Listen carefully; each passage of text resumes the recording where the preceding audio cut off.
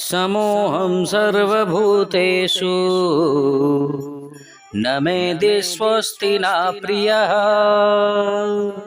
ये भजन्ति तु मां भक्त्या मयि ते तेषु चाप्यहम्।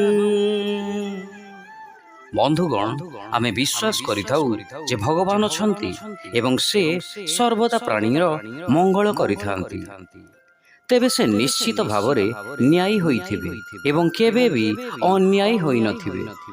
संसार रे अन्यायर सम्मुखीन होई केतेक व्यक्ति एपरि कहिथांती जे तुमे तो कोटिपति, तुम पाखरे अर्थबल अछि, तुमे जहा करिवो करो। किंतु मने रखो सबु किछिर समाधान भगवान करिवे। से सबु देखुछंती एवं निश्चित भावरे से तुमको दंड देवे, तुमे रक्षा पाई परिबो नाही। एहीपरि भावना कौनसी संत महात्मांकर वक्तव्य नुहे, बरं आम मानक परि साधारण व्यक्ति मध्य विश्वास करती जे भगवान न्यायी अटंती।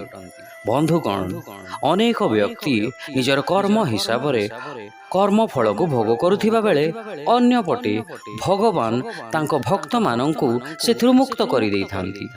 यह पक्षपात नुहे कि, कारण किछि लोक कर्मफल को भोग करुछंती एवं किछि लोक संसाररु जन्म मृत्यु चक्ररु मुक्त होई जाउछंती।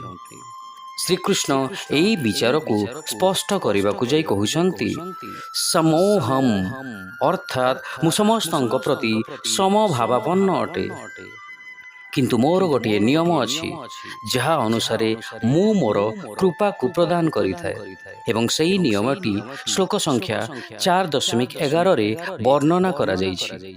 जिए जेउ भावरे एवं जेतिकी मात्रा रे मोर शरणापन्न हुअंती मु सेही अनुसारे एवं सेतिकी मात्रा रे तांकु प्रतिफल देइथाए।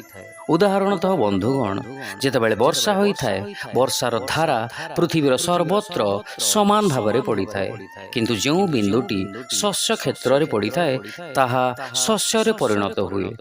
जेउ बिंदुटी मरुभूमिर बबुल उपरे पड़े ताहा कंटारे परिणत होई जाइथाए। जेउ बिंदुटी नर्दमा रे पड़िथाए सेही जल बिंदुटी नर्दमा पालटि जाइथाए एवं जेउ जल बिंदुटी सामुका भितरे पड़िथाए ताहा मुक्तारे रूपांतरित होई जाइथाए।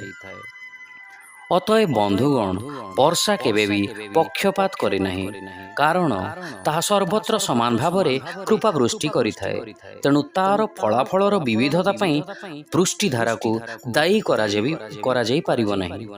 एहा पात्रर गुण उपरे निर्भर करिथाए। ठीक सही परि बंधुगण भगवान एठारे कहउछंती जे समस्तଙ୍କ प्रति समभावापन्न अटंती, तथापि जो माने तांकर भक्ति करंती नहीं से माने तांको कृपारु वंचित होई रही थांती, कारण तांको हृदयर पात्र यह धारण करिवा पई अनुपयुक्त अटे। तेणु जो मानकर हृदय कलुषित अटे से माने किपरि भावे भक्ति को शुद्ध करि परिबे ता विषय रे प्रभु श्रीकृष्ण एबे आलोचना करुछंती।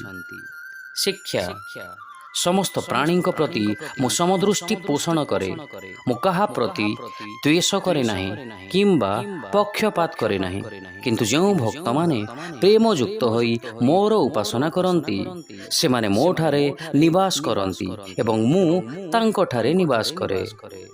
I am equally disposed to all living beings. I am neither inimical nor partial to anyone, but the devotees who worship me with love reside in me and I reside in them. Hare Krishna.